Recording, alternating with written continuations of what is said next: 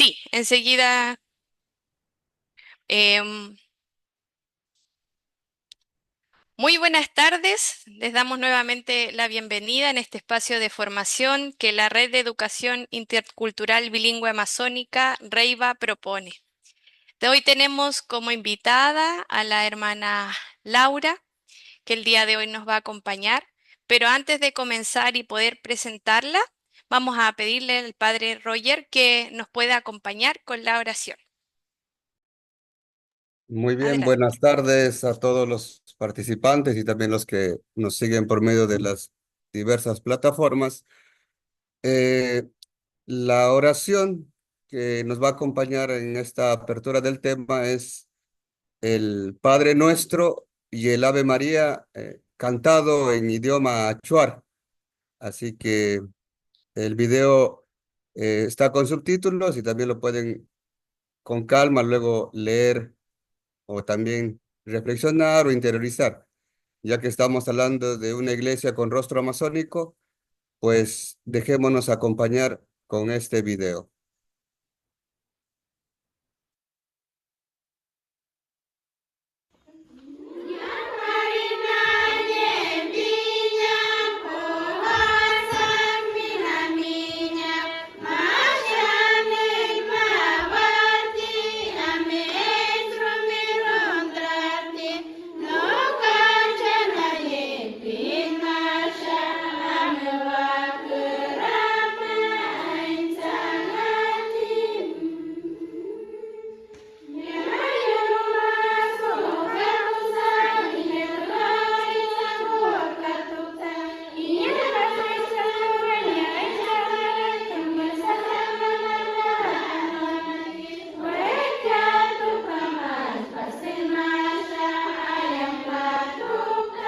Ezequiel, equipo. Equipo.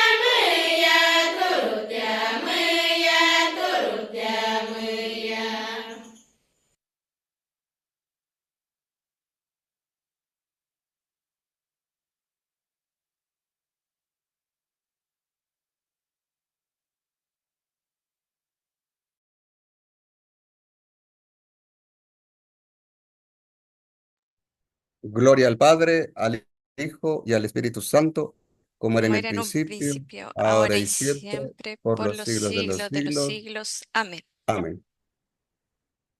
Muchas gracias, Padre Roger, por el hermoso video. Entonces, vamos a presentar a la hermana Laura. Acá tenemos su presentación. El día de hoy nos acompaña la hermana Laura Vicuña Pereira Manso, nacida en Porto Velho, Rondonia, región amazónica. Pertenece al pueblo Cariri y es hija de padres migrantes. Pertenece a la congregación de las Hermanas Catequistas Franciscanas. Ella es graduada en antropología y una maestría en lingüística indigenista. Hace parte de la vicepresidencia de la Conferencia Eclesial de la Amazonía y del Consejo Indigenista Misionero. Trabaja con el pueblo caripuna que está al borde del genocidio, luchando por la defensa del territorio que está invadido por madereros, mineros informales, acaparadores de tierras y otros. Acción de denuncias e incidencias a nivel nacional e internacional. La lucha en la defensa de la tierra es la acción evangelizadora fundamental para que todos puedan tener vida. Así que muchas gracias, hermana Laura, por su presencia y volvemos a recordar que esta presentación va a ser en portugués, así que les pedimos por favor usar la interpretación que está abajo. En el forma de planeta, apretar y colocar español. Muchas gracias. Adelante, hermana. Paz e bem a todas e a todos. Muito obrigado por esse convite. E quero dizer assim que mais que aspectos teológicos, até porque não sou teóloga, mais que isso, a gente vai estar trabalhando um pouco desde a experiência, né, que a gente tem nesses 25 anos de trabalho com outros povos, né, que não seja a qual se pertence. E o tema, acho que isso, e o tema que foi pedido hacia uma igreja com rosto amazônico, né? Como ter uma igreja com o rosto amazônico desde a inculturação da fé na vida pastoral nas comunidades indígenas. Primeiramente, a gente pensar nesse caminho de vivência de uma igreja com rosto amazônico, a gente não pode pensá-lo desde um tempo recente, né? A gente precisa considerar que temos toda uma história que é anterior a gente, que é anterior a nós. Nós temos um período de 12 mil anos em que os povos originários ocuparam essa terra e, ao ocupar essa terra, ao viver nessa terra, viveram de uma forma que também se interrelacionavam entre povos. Línguas diferentes, culturas diferentes, espiritualidades diferentes. A gente escuta relato dos povos originários na Amazônia de que, mesmo que fossem línguas diferentes, havia uma delimitação territorial, mas também havia vizinhança entre esses povos. Às vezes para a festa, mas às vezes também havia confronto entre estes povos. E se a gente pensa a boa notícia nesses povos, desde que a semente dos verbos já estão presentes, então a gente precisa olhar para uma história bem mais antiga, né, que é a história de 12 mil anos atrás, onde esses povos viviam sua cultura, mas também se interrelacionavam com outros povos. Isso significa o quê? Que um povo ia aprendendo do outro, que um povo ia tomando aspecto de outros povos. Aí chegamos no século XV, no século XVI, temos registro da presença da igreja no território amazônico desde o século XVI. Aí sim chega um projeto de evangelização que não é só um projeto do evangelho, mas também é um projeto de colonização. Por que que a gente faz esse recorte aqui? Porque o evangelho, ele é vindo Mas não vem só a boa notícia do Evangelho, vem toda uma cultura com esses evangelizadores. E essa experiência, nós que fazemos esse movimento de ir até outro povo, quer queira, quer não, a gente se leva junto, a gente leva também uma cultura, a gente leva um jeito de ser. Então, para dizer que desde o século XVI, a igreja marca presença na Amazônia. E eu sempre digo que chegou com um projeto colonial. Chegou com a cruz, mas chegou também com a espada, que foi a morte de muitos povos. E quem chegou aqui nessas terras, chegou com o pensamento de que chegava numa terra onde não existia lei, não existia rei e não existia Deus. Por isso, era preciso criar novas leis. Por isso, era preciso trazer o rei. E por isso era preciso apresentar um Deus. Isso a gente não pode deixar de ter presente esse contexto histórico que nós carregamos até hoje, né? Uns mais, outros menos, mas carregamos até hoje. Um segundo, assim, a título de introdução, algo que eu gostaria de trazer é que a boa notícia do Evangelho encontra nestas terras um ambiente fecundo. E isso fez que os que aqui chegaram com o Evangelho, alguns se deixassem surpreender pela riqueza das espiritualidades e dos modos de vida dos povos do grande continente Abya Yala.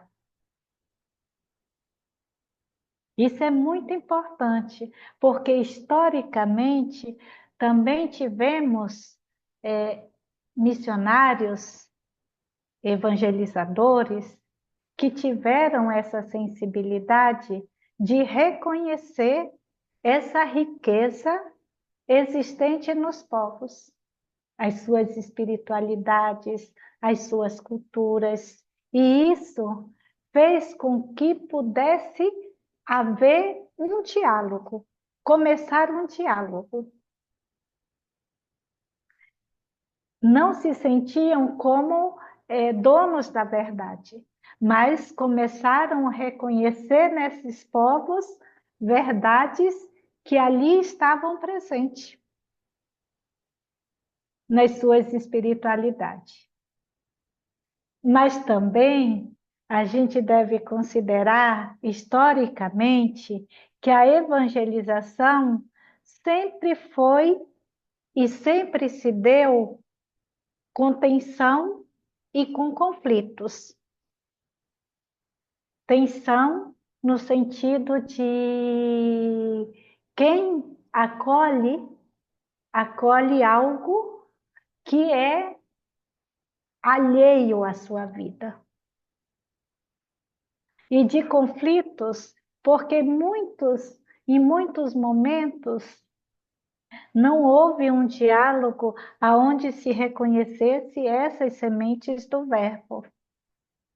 Por isso, a gente, no movimento muito recente, a partir do Concílio Vaticano II, vem todo esse movimento de inculturar a boa notícia do Evangelho nos diferentes povos, nas diferentes culturas.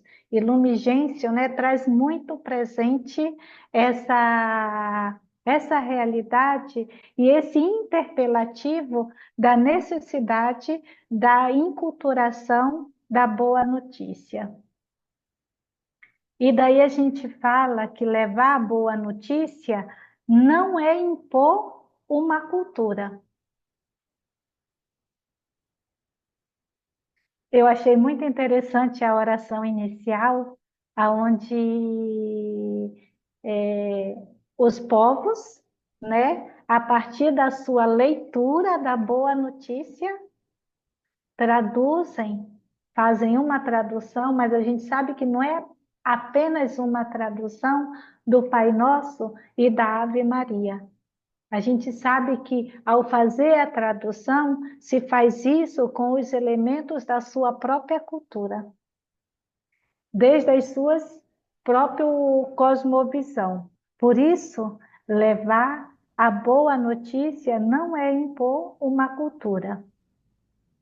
A Bíblia, ela foi escrita num contexto cultural próprio. E as doutrinas também são escritas num contexto cultural próprio. Então, o anúncio não pode ser, o anúncio da boa notícia não pode ser a imposição dessa cultura e dessa doutrina. Me explico.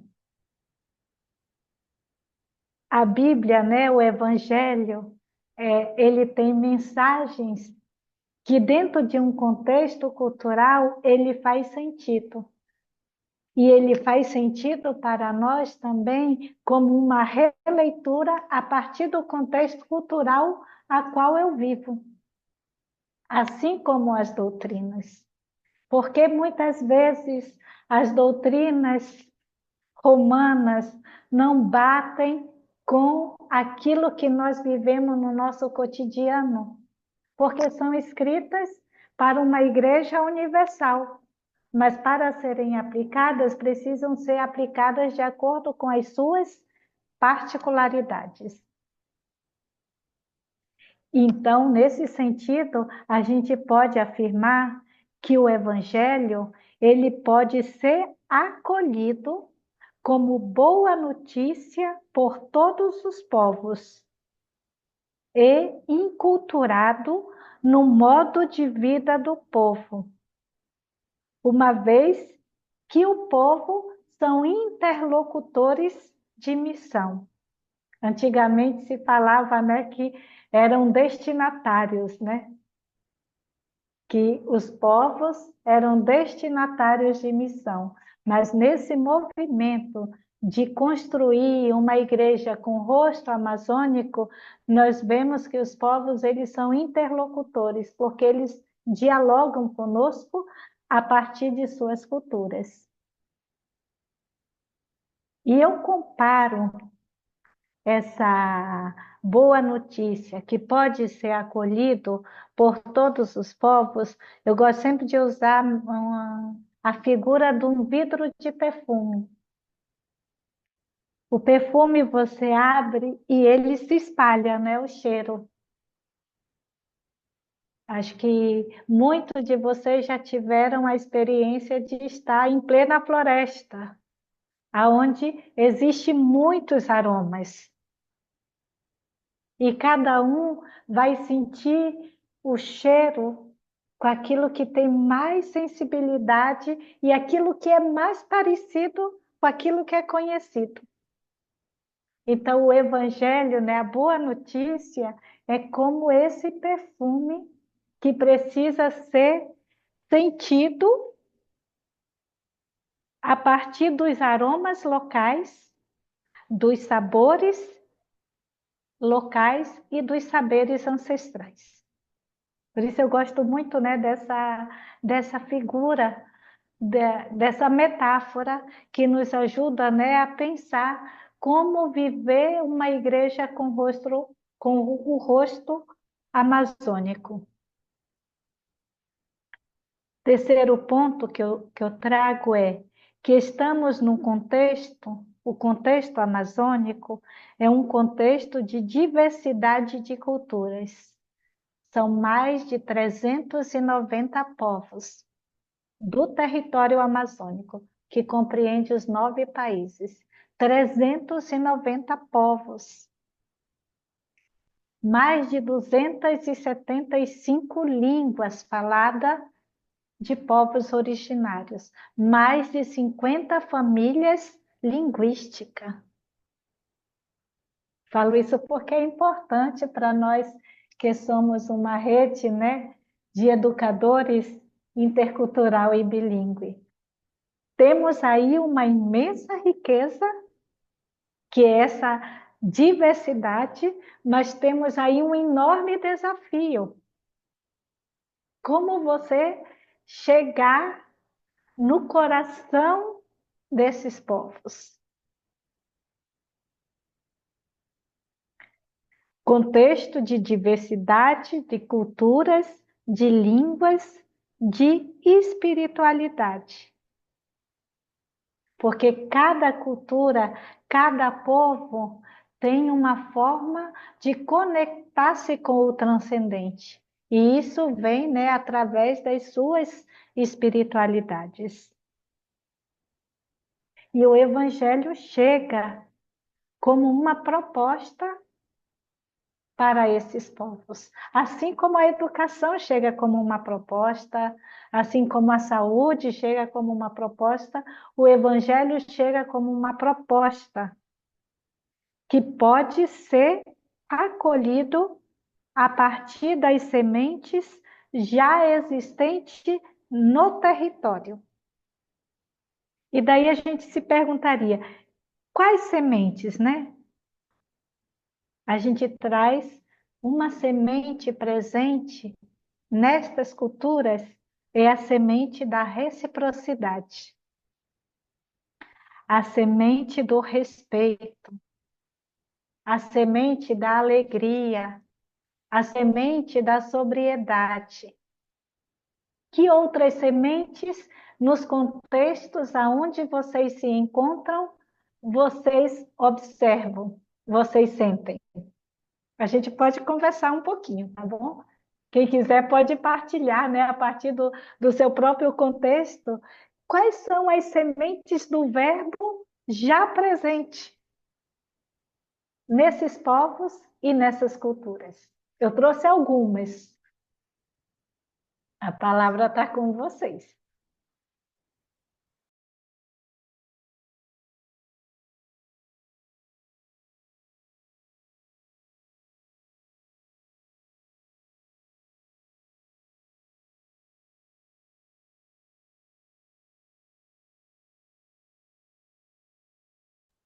Oi, irmã. Eu acho que uma semente muito forte nos povos indígenas é a semente da coletividade.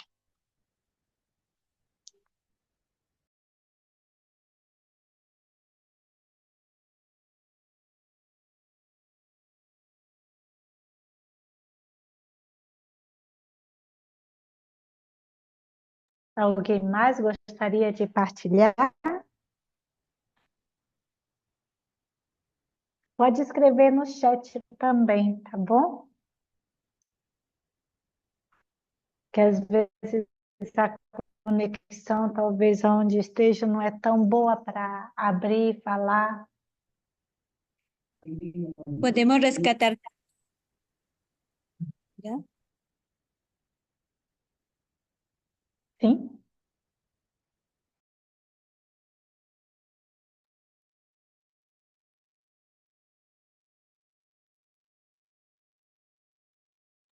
Hermana Maruja, ¿iba a opinar? Hola, buenas tardes. Sí, podemos compartir varias semillas. Una de ellas creo que es la interconexión con los demás, con el otro, ¿no? Con minúscula y con mayúscula, con una forma propia, ¿no? Como ya decía el hermano.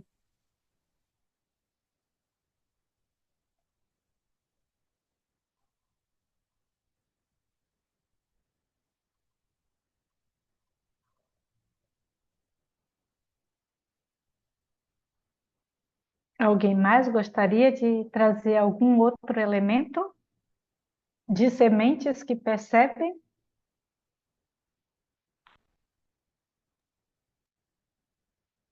La dignidad.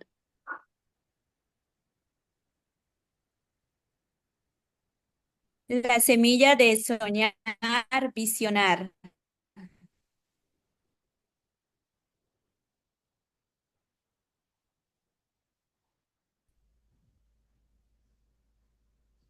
A semente da resistência e da luta pelos direitos, pelo território.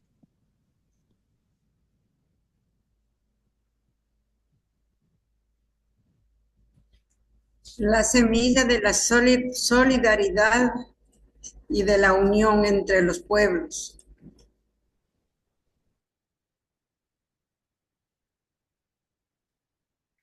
É importante, obrigada pela participação e pelos elementos que vocês trouxeram.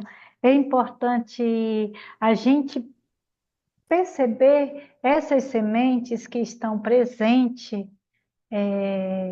nesses territórios, porque isso nos ajuda a fazer um diálogo intercultural, interreligioso e ecumênico. Se nós tomamos a palavra de Deus, a gente acha espaços para todos esses valores aqui colocados. E é justamente a enculturação vai ser justamente o diálogo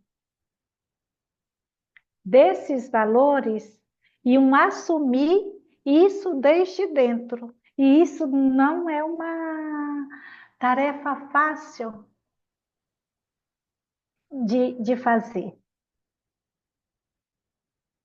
E eu diria que isso pede de nós escuta do Espírito de Deus, né? Do Espírito Santo, da Ruá, da Divina Fonte, mas escuta também da ancestralidade dos povos, das suas narrativas, que dentro das suas narrativas a gente vai encontrando elementos que vão se interconectando. E a partir desses elementos se vai fazendo, né, toda uma leitura de fé. Uma leitura de fé que ajuda uma vida em comunidade. Mas também chega para nós hoje, e eu acho que vocês experimentam esse mesmo desafio, que é o mundo urbano. Antes nós tínhamos comunidades indígenas que viviam muito isoladas. E hoje, até a última comunidade, a comunidade mais isolada, tem acesso às notícias, tem acesso ao mundo urbano através das redes sociais.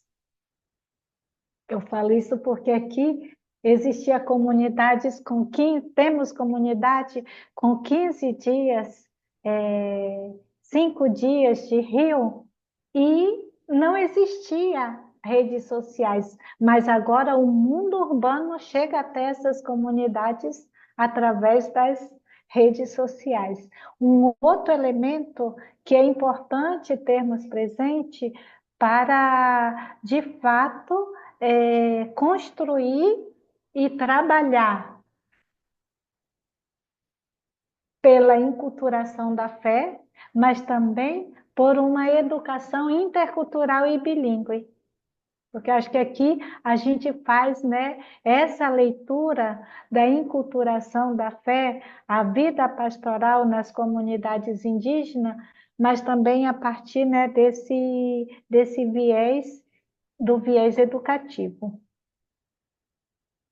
O urbano, como eu falava antes, chega até a última comunidade, com uma força que a gente não consegue deter. E com isso, também traz valores. E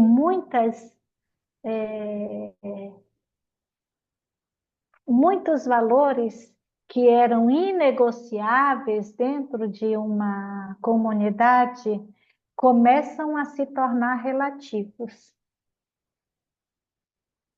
também o da coletividade, que acaba sendo um desafio para os povos viver a coletividade e em coletividade, devido a essa influência dessa sociedade líquida que vivemos, né?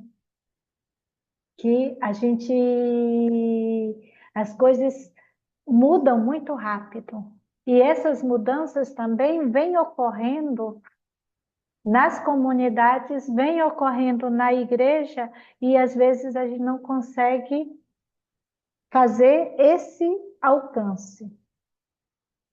E isso que eu estou colocando para vocês, de verdade, eu não tenho respostas, não tenho resposta. Como vocês, tenho perguntas, porque cada contexto pede uma atenção diferenciada.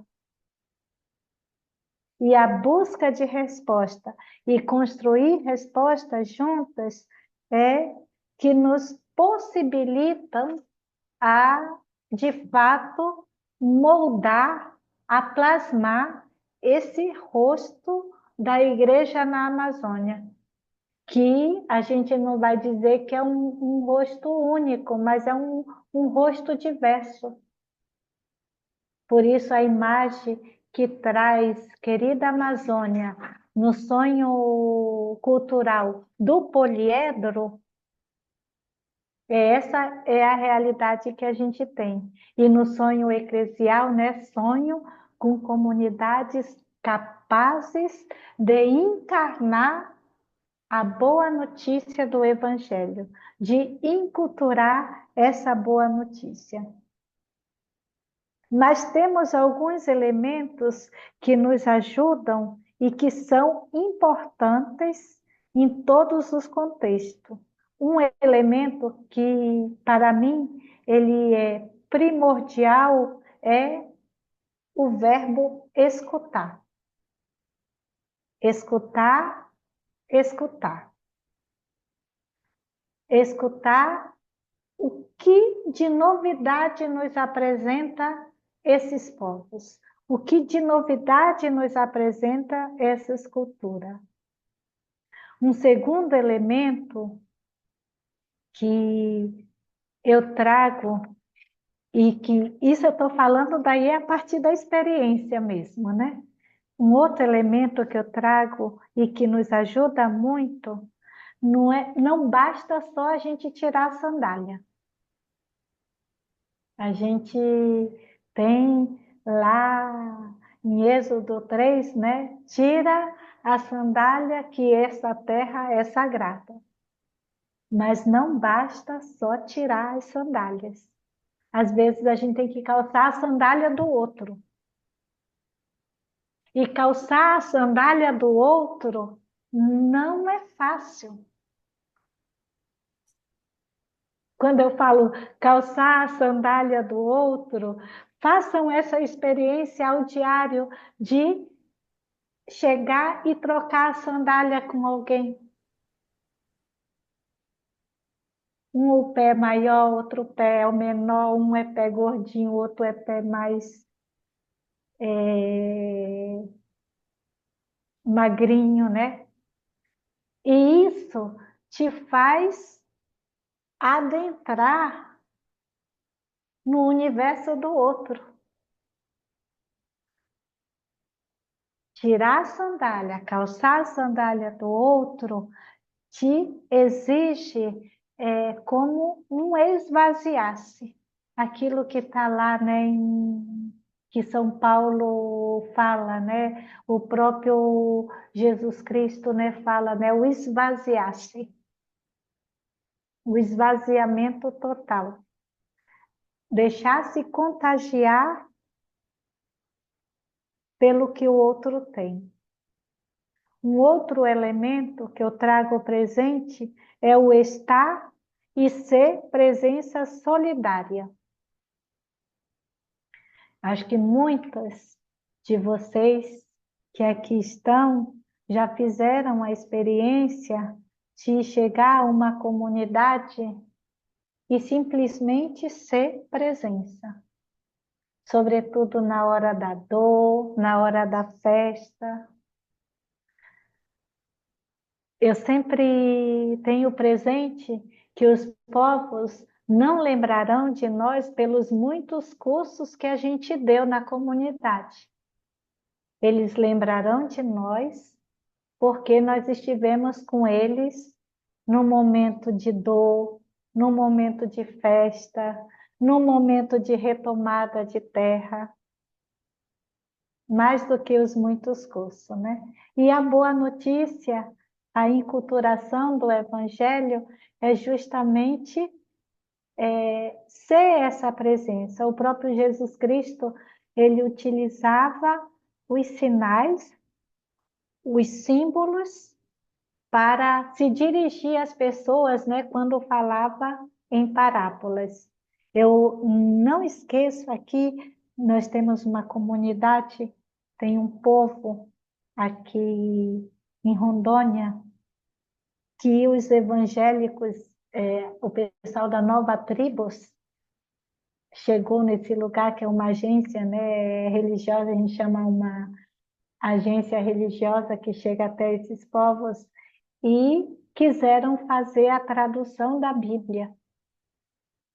E na hora que fizeram a tradução da Bíblia, falando de um céu, de um céu não, de um paraíso, e esse paraíso, eles designavam a palavra céu, e para esse povo, céu era o lugar do infortúnio, era o lugar do inferno. Não bateu, não colou. A palavra não chegou até esse povo, justamente por conta das suas próprias cosmovisão. Porque o lugar do paraíso, o lugar da vida plena para este povo é abaixo das águas. Como que você vai falar de um lugar de vida plena num lugar que está acima, que era o céu, que para eles era considerado o lugar do infortúnio, o lugar aonde a pessoa não tem vida? Para a gente, né, somente sendo presença, estando junto a esses povos, que a gente vai começar a entender e vai conhecer de fato quais são os signos, quais são os sinais que essas culturas têm também para a acolhida dessa boa notícia. Um outro elemento que está ligado à presença é ser uma presença compassiva. E o elemento que, daí para mim, ele é indispensável, é o elemento de ser pessoa que sempre tem disponibilidade de aprender. Se você chega como aprendiz, você consegue adentrar no sagrado desses povos e, a partir desse sagrado também, fazer com que essa boa notícia do Evangelho chegue e se torne vida nesses povos. E nós tivemos um sínodo que nos ajudou e que nos desafiou a superar talvez uma relação de autorreferencialidade que muitas vezes, como igrejas, nós temos junto aos povos. E desafiados também a superar posturas autoritárias, posturas prepotentes, e nos ajudou a escutar e de novo a escutar. E nesse processo a gente foi fazendo um caminho onde mais de 89 mil pessoas participaram e participaram trazendo suas experiências de vida. Que daí a necessidade que veio do território não era somente enculturar liturgia, enculturar celebrações, mas também enculturar estruturas de igrejas, que é mais difícil. Enculturar ministérios. Que esse caminho nós precisamos percorrer muito na Amazônia, porque nós temos dinâmicas nas comunidades em que o celebrante,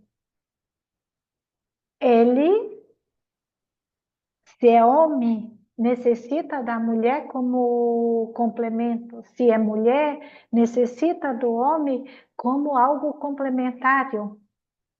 Então, a necessidade de enculturar a liturgia, enculturar Boa Nova, mas enculturar também estruturas e ministérios.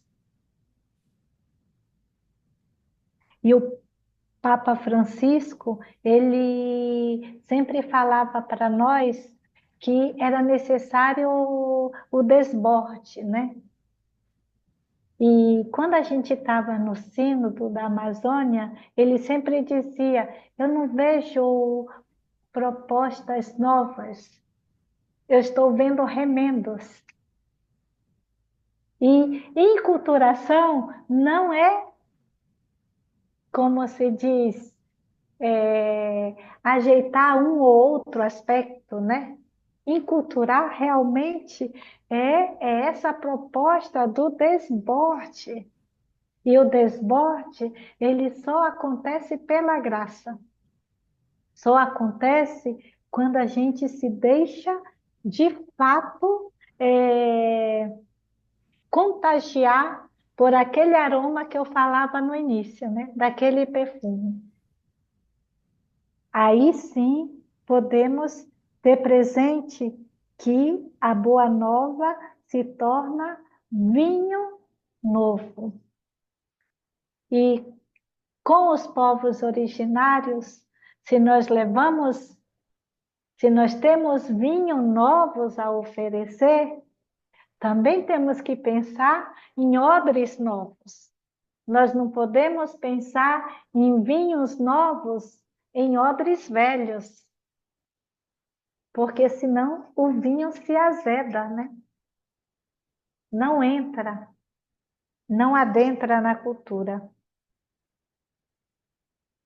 E isso, quando perguntava das sementes do verbo presente, alguém trouxe o elemento da coletividade, que é justamente esse elemento que na igreja o Papa Francisco vem tirando de dentro da gaveta, que é o Concílio Vaticano II, que é o conceito Igreja Povo de Deus, caminhar junto. E os povos indígenas têm essa tradição de caminhar junto. Numa comunidade aqui que a gente acompanha muito de perto, a coisa só acontece pelo consenso. E às vezes, para chegar a um consenso, leva uma semana. Às vezes em coisa muito simples. Mas enquanto tiver um que não entendeu o suficiente a proposta, a coisa não passa, não vai adiante. Porque é necessário o consenso. Não fizeram discernimento no espírito, mas vivem isso, através, né, de suas práticas milenares. E esse caminho que a gente fez e continua fazendo aqui na Amazônia, se tornou um marco de mudança para toda a igreja na Amazônia. É preciso tomar na mão a experiência que vivenciamos e dar passos concretos nessa dimensão, né, da gente realmente plasmar, formar esse rosto da igreja na Amazônia. E isso que nós estamos vivendo aqui também é uma dinâmica do Espírito que pede de nós sempre e de novo atitude de conversão e de escuta dos muitos rostos dos crucificados presentes nos porões da humanidade e escutar da mesma forma o grito da nossa Mãe Terra. A nossa Mãe Terra que, como nós, os povos originários mesmo falamos, nós não somos parte da terra, nós mesmos somos a terra. Se um destrói a terra, destrói todos os seus filhos, todas as suas filhas.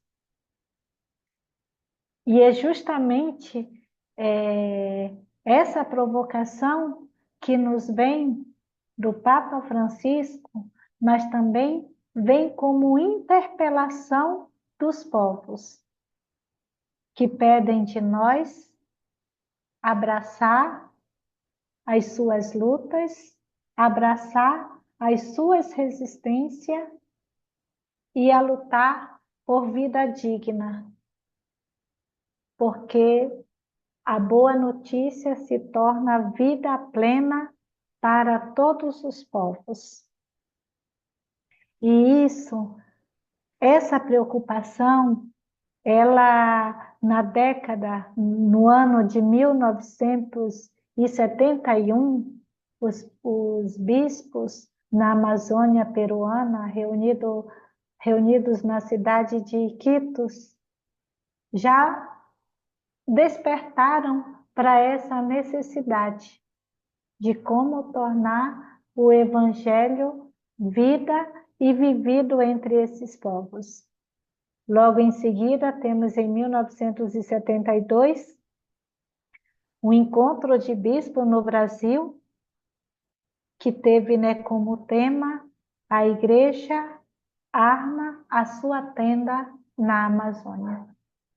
E o Papa Francisco retoma isso mais de 40 anos, quase 50 anos depois, nos convocando a sermos igreja como um hospital de campanha, que está sempre aonde se necessita essa urgência da vida, se necessita a urgência da boa notícia. E novos caminhos de evangelização na Amazônia passa, como falei antes, pelo processo de conversão, passa pelo processo de escuta, passa pelo processo de saber trocar a sandália com o outro, saber entrar na vida do outro. Porque isso é indispensável para que a gente possa, de fato, ter uma igreja com a cara dos povos da Amazônia, que com certeza terá coloridos diversos, terá sabores diversos e se apresentarão também saberes diversos. E concluo essa primeira parte colocando que nós temos muitos aprendizados pela frente para construir uma igreja com o rosto amazônico, com as cores, os sabores e saberes dos povos originários e amazônicos. Passo a passo. Como fala a canção, pouco a pouco, passo a passo, e o caminho se faz. E eu convidaria a gente a revisitar o Sínodo da Amazônia com um vídeo de 14 minutos que mostra justamente esses rostos diversos e que pedem também respostas diversas de cada um de nós, de cada uma. Poderia passar o vídeo, Lisete, por favor? Obrigada.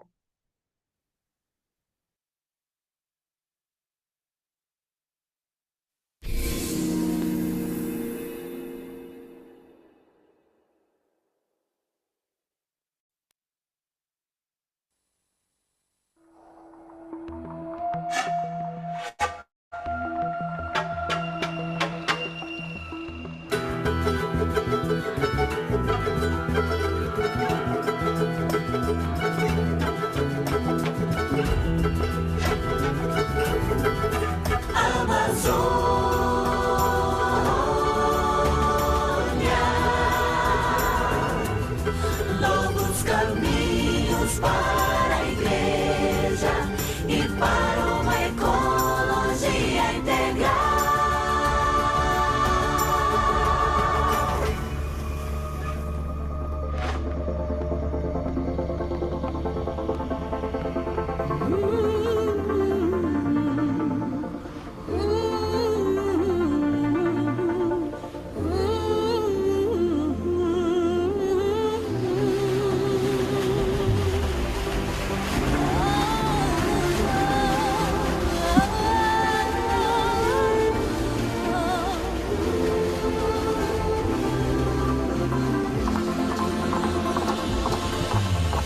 Tudo está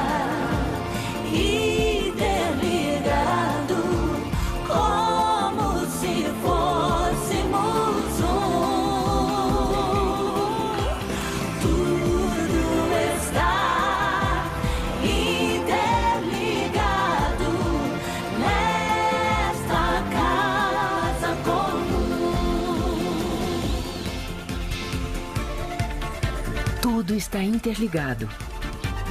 Este é um mantra várias vezes repetido na encíclica Laudato Si, do Papa Francisco. Tudo está interligado.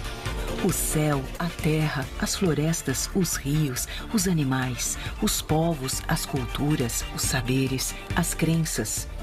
Tudo está interligado nesta nossa casa comum, o planeta Terra.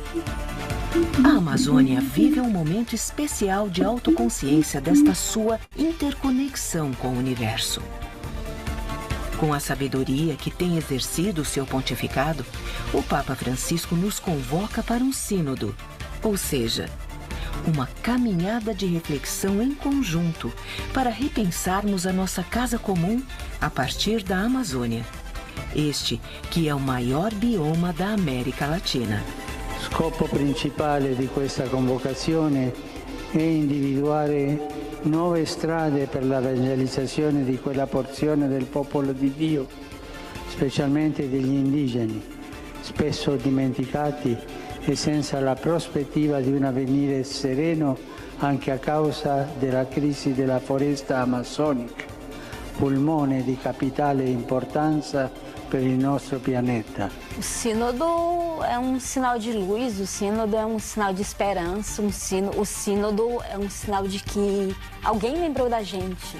Es una forma concreta de buscar en los pobres, en los excluidos, en los descartados, como dice el Papa, esa vida que ha sido desechada, descartada, dejada de lado. O sínodo foi anunciado em outubro de 2017 e a Assembleia Especial acontecerá no mês de outubro de 2019 em Roma. Neste encontro de diálogo, bispos de vários países e representantes dos povos da Amazônia, juntamente com o Papa Francisco, firmarão resoluções a partir do instrumento de trabalho. O texto deste valioso documento expressa a reflexão e pontos de vista de uma multidão de vozes, que exortam a dar uma resposta renovada às diferentes situações e a procurar novos caminhos que possibilitam um kairós para a Igreja e o mundo.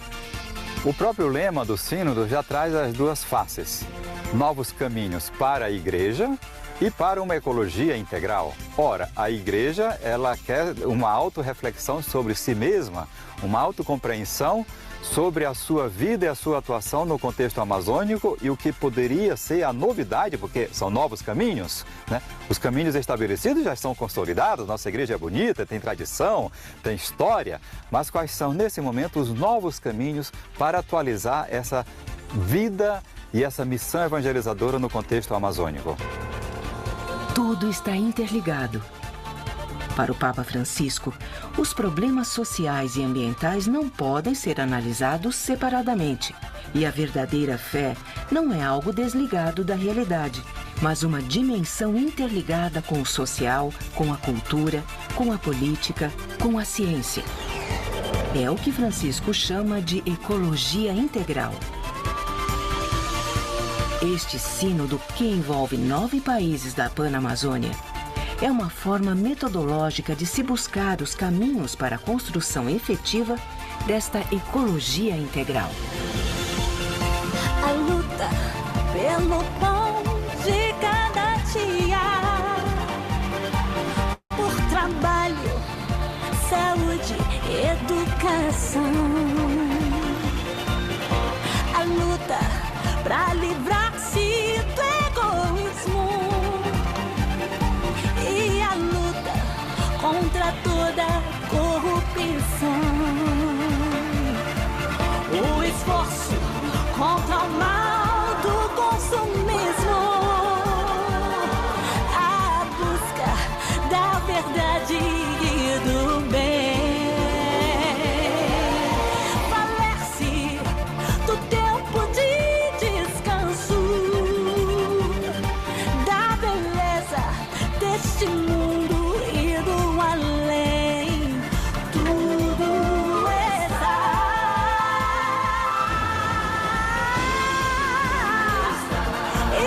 está interligado, como se fôssemos tudo está interligado nesta casa comum. A palavra sínodo vem do vocabulário grego sínodos e significa caminhar juntos. O sínodo é uma dinâmica que a Igreja usa para tratar de assuntos específicos. Os últimos 2 sínodos foram sobre a família e sobre os jovens. Neste sínodo para a Amazônia, este caminhar juntos está acontecendo de uma maneira muito especial. Bom, existe uma teia gigantesca de articulações para preparar esse sínodo. Entre elas, centenas de escutas sinodais, onde a Repam e outras instituições parceiras fizeram escuta das populações tradicionais, das populações urbanas, sistematizando a experiência e as demandas dessas pessoas, rodas de conversa, seminários. São mais de 800.000 pessoas escutadas até o momento nesse processo, que tem que fazer justamente a consolidação de um material para que esses bispos levem para o sínodo as vozes de fato da Amazônia. As vozes da Amazônia formam uma sinfonia de saberes, fruto da sabedoria cultivada desde tempos ancestrais. O rosto amazônico é um rosto indígena, é um rosto quilombola, de ribeirinhos, de pescadores, seringueiros, de trabalhadores rurais que lidam ali na produção da mandioca, do milho, do feijão. Esse é o rosto dos povos da Amazônia. É um povo diverso e rico na sua diversidade. Neste sínodo, a periferia vem ao centro. Assim como Jesus tomou o pobre como paradigma teológico de salvação, a Amazônia, neste sínodo, é tomada como paradigma eclesiológico para toda a Igreja. A opção pelos pobres e pela Amazônia está perfeitamente interligada com a espiritualidade dos que buscam a construção do reino de Deus. Por desconfiança e até por desconhecimento do real significado deste sínodo, grupos isolados dentro e fora da igreja têm aparecido como ruídos dentro do processo. Essa questão de ver o sínodo como um perigo para a soberania nacional é uma grande falácia, porque na verdade o sínodo não está extrapolando a discussão daquilo que é uma discussão eminentemente eclesial. Se usa o sínodo para atacar o Papa Francisco nas suas ideias, nas suas tomadas de posição também, que são muito claras, em defesa dos mais pobres, em defesa das mulheres, dos jovens, assim por diante. Então, e há muita oposição sem fundamentação. Acho que isso também tem sido muito forte, muito recorrente. E é um medo de que o sínodo estaria promovendo apostasias ou heresias dentro da igreja. Mas é contraditório isso porque o sínodo está sendo muito fortemente acompanhado por peritos, por pessoas que são especialistas em doutrina da igreja, que são especialistas em dogmas. E em momento algum o sínodo tem adentrado questões que feririam a tradição da igreja em nenhum sentido.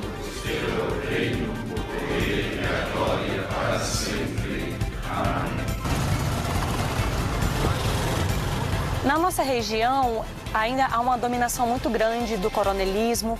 Quando se fala nesse sínodo e quando se fala nessas questões, para que nós possamos tomar algumas atitudes, algumas decisões importantes, ainda há o medo da população, porque tem medo de sofrer represálias.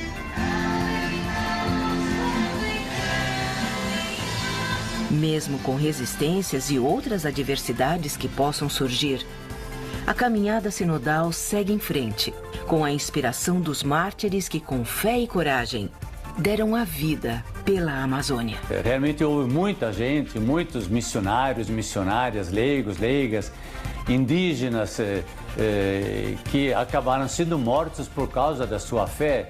Eles são uma força, uma inspiração e que nos dão sempre coragem de novo e também nos interpelam, nos chamam às responsabilidades, por assim dizer, que não tenhamos medo e que tenhamos, portanto, também sempre de novo essa renovada energia, essa renovada vontade de querer estar a serviço dos mais pobres, dos mais perseguidos, dos mais ameaçados ali naquela região.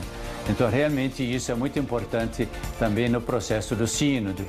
E quero aproveitar também, claro, a oportunidade de convidar a todos, e você que nos está vendo e ouvindo, de convidá-los a participar de alguma forma, não de alguma forma, de toda forma possível, digamos assim, no sucesso, no bom êxito desse nosso sínodo.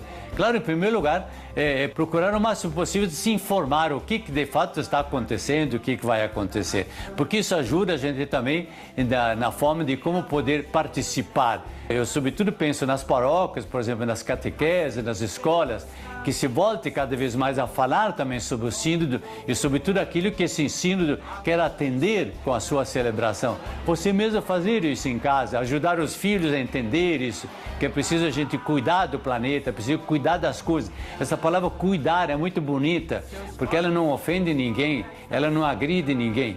Pedir que se cuide das coisas, o cuidado é tão importante essa palavra e que o Papa usa quando ele diz assim, nós devemos cuidar da nossa casa comum. Então todos nós podemos fazer isso em casa, todos nós podemos fazer isso na nossa comunidade, podemos fazer isso na nossa cidade, enfim, essa contribuição é muito importante. A igreja, a partir do sínodo, ela traga para nós muito mais abertura, para que nós possamos nos comprometer e ser, de fato, uma igreja profética no meio de um clamor que se chama Amazônia. Então me lembro da Amazônia, seus povos, seus rios, florestas, cidades, o amor do Criador, num abraço sinodal. O poder da criação, da ecologia integral. O amor do Criador, num abraço sinodal. O poder da criação, da ecologia. Essa revisita que a gente fez no que foi anterior ao Sínodo da Amazônia, na verdade é um convite para nós hoje concretizarmos, né, a querida Amazônia, sobretudo aquilo que fala o sonho eclesial, que nos coloca que a igreja é chamada a caminhar com os povos da Amazônia. O caminho continua e o trabalho missionário, se quiser desenvolver uma igreja com rosto amazônico, precisa crescer numa cultura do encontro rumo a uma harmonia pluriforme, a encarnação da igreja e do evangelho, se tiver o anúncio missionário. Esse é o convite que os povos já anteriormente, em todo o processo do Sínodo da Amazônia, pedia, né, à igreja, para que a igreja de fato encarne e se encarne nas diversas culturas e nos diversos povos. E a gente diria, né, que essa enculturação, ela é ao mesmo tempo que anuncia sem cessar o querigma, que é esse anúncio, a revelação, a igreja mesmo deve crescer neste sentido na Amazônia, porque tudo que a igreja oferece aos povos deve encarnar-se de maneira original em cada lugar do mundo, em cada povo, em cada cultura. Por isso se fala, se encarna a pregação, se encarna a espiritualidade, se encarna a liturgia, se encarna as estruturas de igreja, justamente para que o povo possa sentir esse bom perfume do Evangelho a partir das suas próprias vivências, né? A partir de suas próprias culturas. E uma renovada enculturação do Evangelho na Amazônia precisa e necessita, né, escutar a sabedoria ancestral dos povos, voltar a dar voz aos idosos, reconhecer os valores presentes no estilo de vida das comunidades e recuperar a tempo as preciosas narrações dos povos. E para isso, né, a Reiva tem um papel fundamental, que é justamente ao tentar, ao enculturar essa boa notícia do Evangelho, vai promover também para que os povos possam recuperar as suas narrações, que é a vida dos povos. Então a gente finalizaria, né, e deixaria um tempo para que pudessem fazer alguma pergunta, ou talvez fazer partilha mesmo de experiência, né, a partir do chão aonde vocês estão. Obrigada.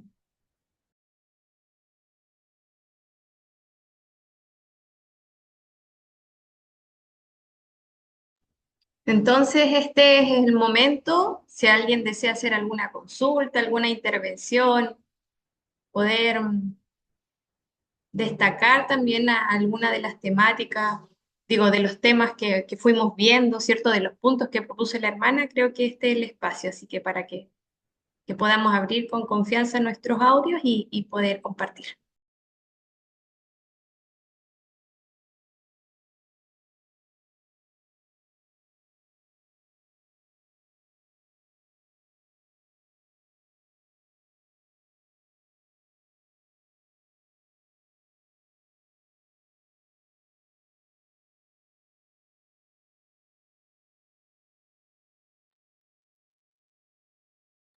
Son un poco tímidos, hermanas, por eso no.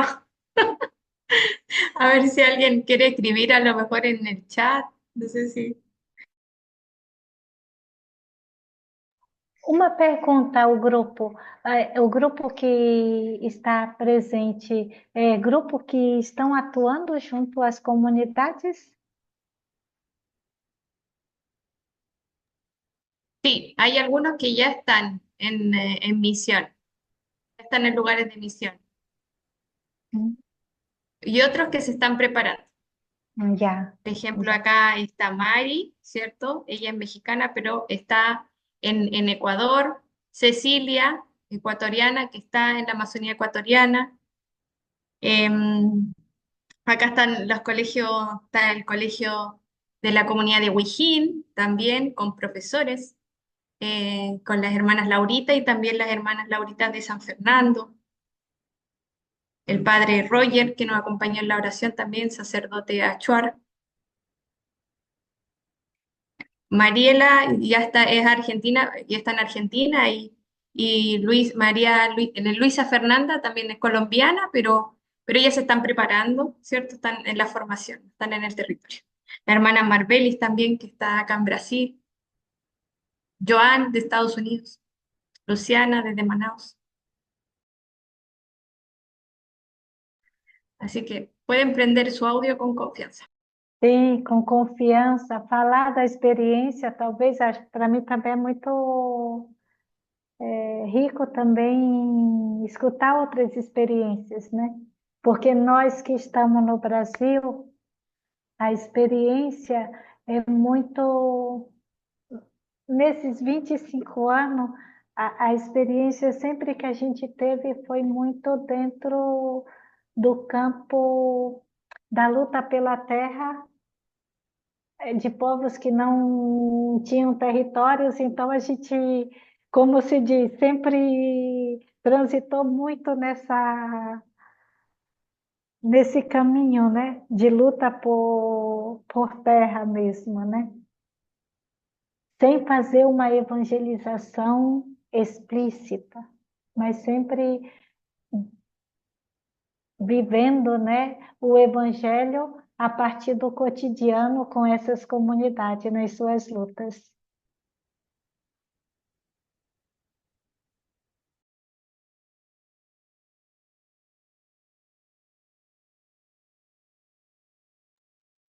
Irmã Laura, em primeiro lugar, parabenizá-la, achei maravilhosa as suas colocações. Eu acho que nesse processo da igreja com o rosto amazônico, a gente precisa, sim, considerar os aspectos históricos que a senhora muito bem colocou, aspectos históricos que nos ajudam a não reproduzir mais as práticas colonizadoras que oprimem os povos, mas ser essa presença solidária. Acho que foi assim muito marcante de toda a sua fala, essa questão de ser uma presença solidária que escuta atentamente, que valoriza o que o povo tem. Então foi muito bom, eu estou aqui ainda processando todas as informações, né? Queria, assim, agradecer. Fica, assim, muito evidente sua experiência junto com os povos, uma experiência carregada de luta também. Então, muito obrigada.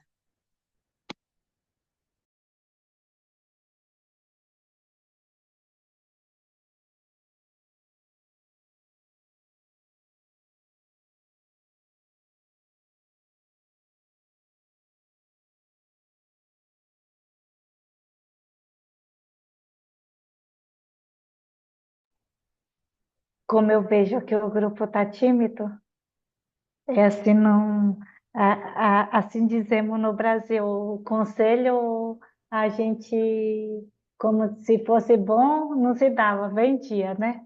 Mas assim, uma coisa que eu tenho muito presente, desde da experiência de ser indígena, de assumir, né? Eu nasci já numa família cristã. Meus avós também já eram, né? Então é algo que vem de muito tempo na minha família.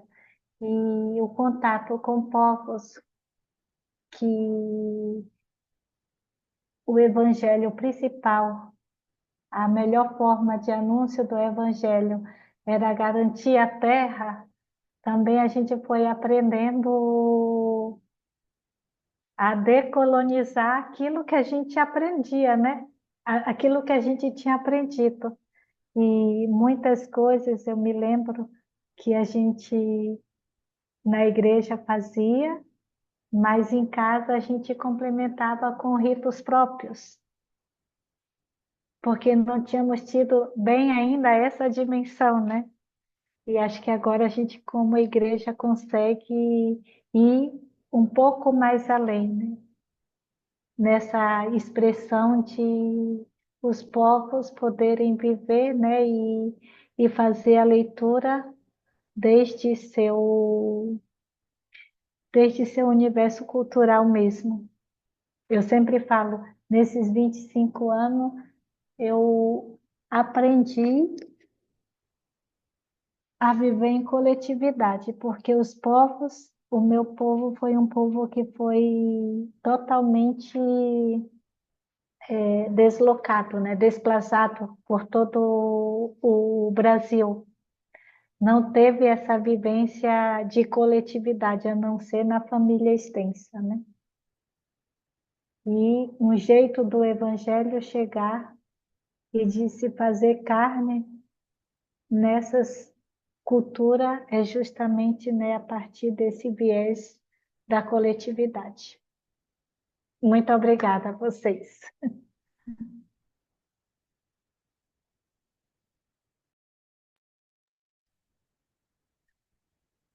Muchas gracias a usted, hermana Laura, por este espacio, de ir sentipensando también desde las realidades de nuestro pueblo. Además, también agradecer la oración inicial del padre Roger, que nos puso en contexto también. Y bueno, nos comprometemos como voluntarios, ¿cierto? Y desde donde nos encontramos a este compromiso de seguir acompañando, pero sobre todo, como nos decía Tania Ávila al inicio, siendo, y que también se dijo en el sínodo, aliados de los pueblos. Creo que eso es sumamente importante. Así que les pedimos prender las cámaras para poder la foto final, por favor. Y ahí.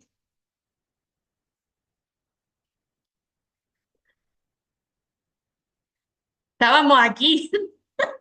Estábamos presentes, muy bien. Estábamos escuchando, pero fue muy clara la presentación, hermana, por eso no hubieron dudas.